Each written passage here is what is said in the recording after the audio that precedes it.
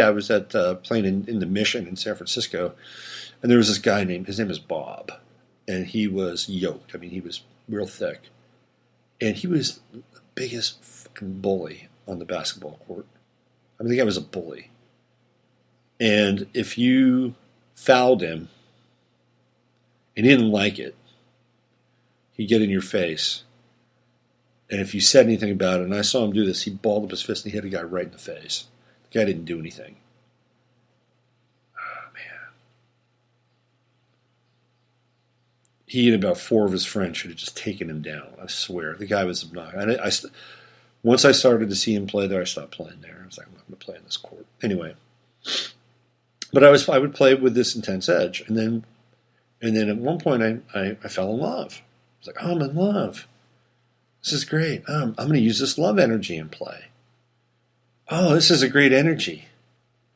I like it. And all of a sudden, my game was different. You know, I mean, my game was good. Don't get me wrong. If I was on your team, you'd be okay with it.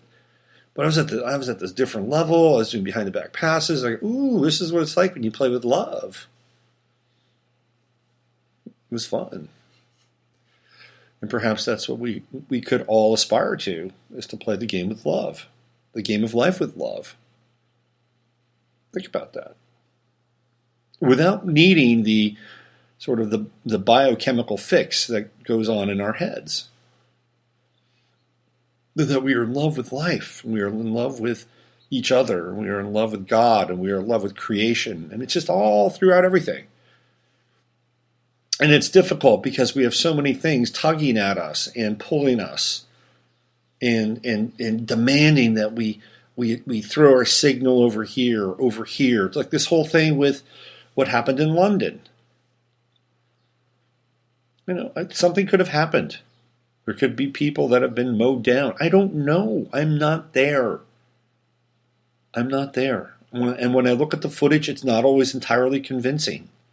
And it happened on a certain day, which is a ritual day, just days after the death of David Rockefeller, right here at the beginning of Aries, the season of war, the season of will, the season of man.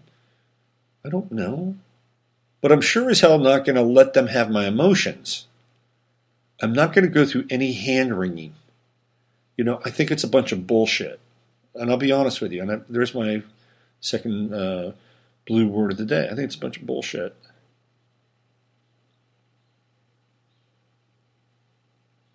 Paris, we stand with you. Brussels, we stand with you. Orlando, we stand with you.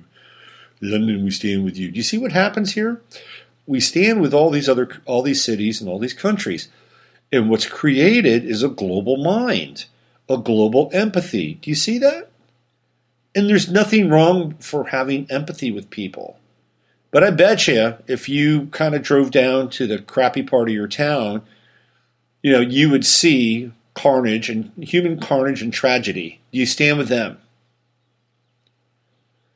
Because even though those people have been injured and wounded and maybe dead, I don't know.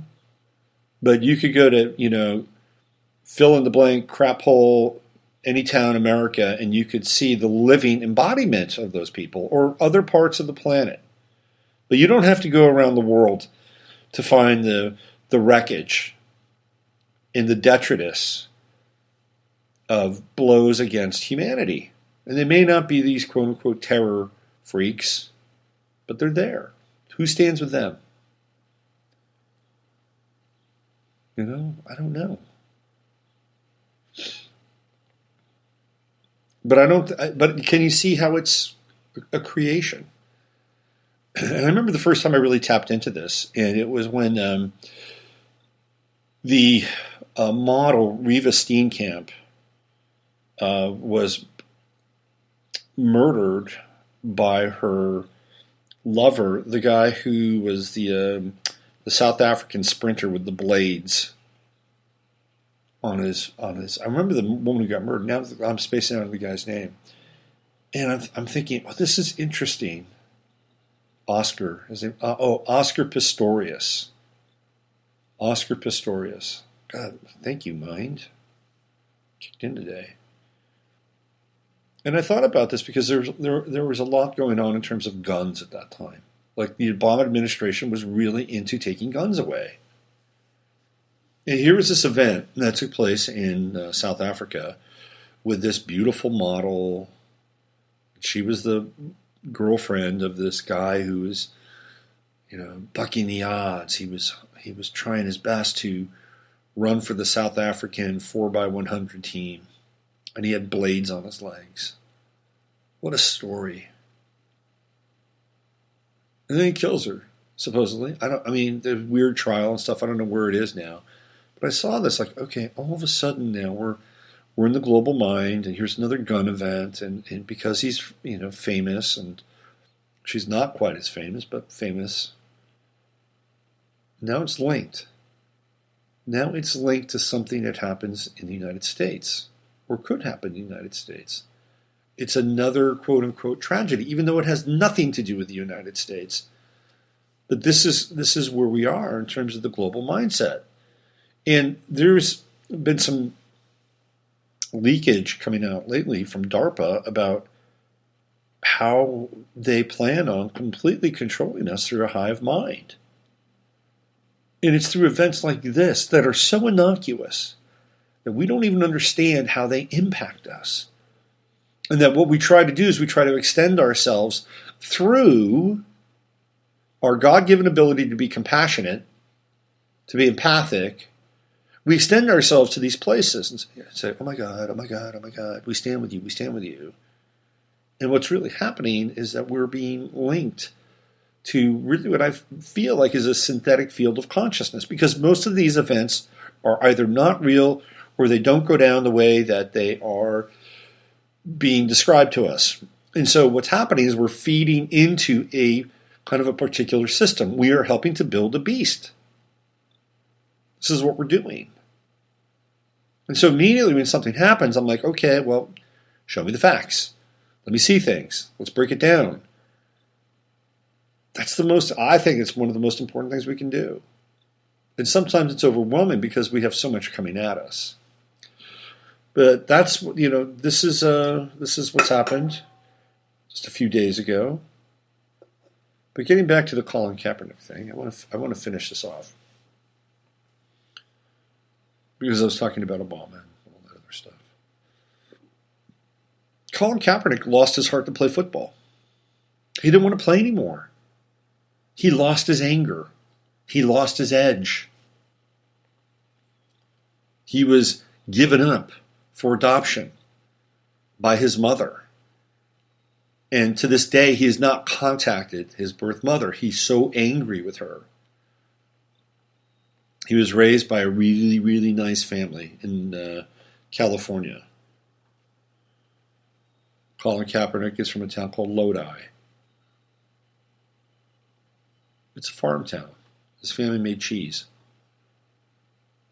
It's about as white bread of an American story as you can create. But he was upset and angry that his mother gave him up for adoption. And he won't talk to her. She's reached out to him numerous times. He won't talk to her. So he played on anger. He played on the jets of anger. And when that was gone, and when Jim Harbaugh was gone, and when he got hurt, it all started to break down. And then he met his girlfriend, who is a political activist and likely a Muslim. And excuse me, she changed his life. She changed his life. And he basically stole her from a teammate. And probably not a bad... I'm not a big guy about stealing women from other men. I've never done that. I think it kind of sucks, to be honest with you. That's just me. Maybe I'm not alpha enough. I don't know. Like I club a guy over the head, I'm taking your woman, whatever. But he did that. He did that on the 49ers, and it divided the locker room. It was not your average player. It was one of their star defensive players who went nuts and bashed his car in. Bashed Kaepernick's car. It was a little dirty little secret. So he divided the team. Anyway, you're probably bored as shit. I'm sorry, bored with me talking about Colin Kaepernick. But I think that it's important because he gave up. He lost his heart to play. And I know this. I saw it. Johnny Manziel, on the other hand, world of talent, brilliant young man, athletically, grew up not far from here, Kerrville. But the book on Johnny is he's just not a good guy. And Kaepernick is actually a good guy. He cares. Johnny, only thing Johnny ever cared about was Johnny. All the way through high school, all the way through college, it was all about Johnny. Totally enabled by his parents and the community. Even though people didn't like him, he was a star. And he wound up having a really bad substance abuse issue. Was drafted, came into the league, went to practice drunk, and they were talking about this today in the show, and they're making a big deal. Well, I bet you there are a lot of players in the NFL that came to practice drunk. I don't think it's uncommon. So Johnny Manziel went into rehab, and he's turned his life around for now. He's clean and sober. He's working out. He's trying to get another job, which is his right. Now, the league is a company. It is a corporation. It is incorporated. All the teams are incorporated. They're incorporated under the auspices of the league. So it's not like it's a given that the league or the teams have to hire Johnny Manziel back, nor do they have to hire Colin Kaepernick back. That is their prerogative. And if they have a product that they're trying to sell and they feel that somebody is going to bring their product down, and I don't care what race or color or creed or sex that person is, that's their right. That is their right. They are running a business. They are not running a nonprofit. And so if these owners come in and say, well, look, Colin Kaepernick is divisive. He's somebody that our fans really won't appreciate. That's their right. Those are the people that are paying their bills. Those are the people that are paying their checks. Those are the people that are paying their taxes, even though most of these teams are really in a super low tax bracket if they don't have any tax bracket at all. It's their right. And if I'm running a business, do I want somebody who's going to be in front of my business basically pissing off like 30 to 40% of my clientele? Who's going to win that war? It's their prerogative. And this is what these guys don't get. They have this moral outrage that Colin Kaepernick should somehow be given a job because he's one of the best quarterbacks in the NFL. No, he's not. He's not very. He devolved. Once he started to play without anger, his game went down, and teams started to figure out the gimmick offense the 49ers were running, and after that, it was over. And there was another guy that came into the league, Robert Griffin III, very similar. Nobody's banging on Robert Griffin III's door. It's because he can't read a defense and all the things you need to do. Neither can Colin Kaepernick. So it's like but there's this moral outrage, like there's well, Johnny Manziel's getting a second chance. Well, first of all, Johnny Manziel is actually a pretty good quarterback, and he didn't really get a first chance for a number of reasons. Probably most of which was because he was kind of an a-hole. But if the league and some team deems that Johnny Manziel, whose only issue was with himself and not anybody else, if they deem that and they want to take a chance on him, that is their right. Johnny Manziel never did anything out of protest. Anything. What's that? That's an interesting noise. Got some table wrapping going on here. He never did anything out of protest. Colin Kaepernick did.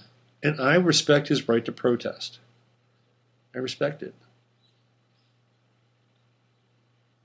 I didn't agree with what he was talking about.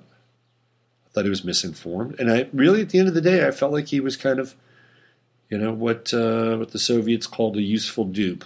That's really what he was. He was a useful dupe. I think his heart is in the right place. Trump is cutting back